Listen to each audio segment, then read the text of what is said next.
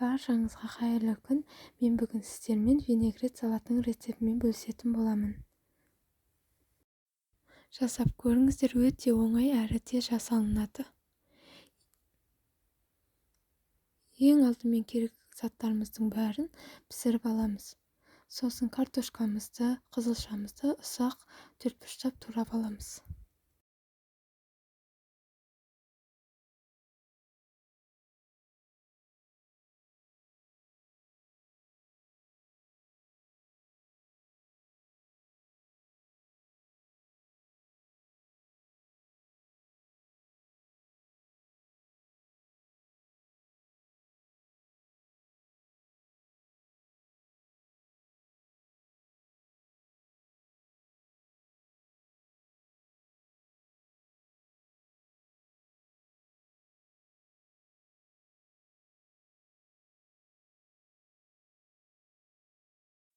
Сосын өз қалауларыңызша тұздалған қиярды да төртбұрыштап турап қоссаңыздар болады. Біздің үйдегілер қиярды ұнатпағандықтан мен оны салатыма қоспадым.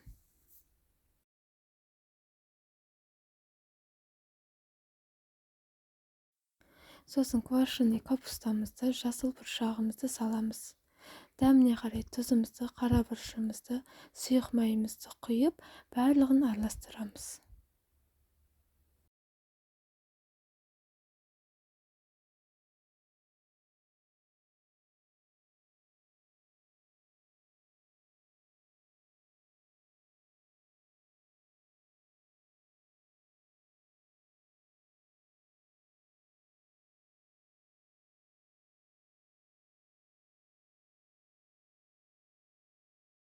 Осымен біздің салатымыз дайын. Жасап көріңіздер.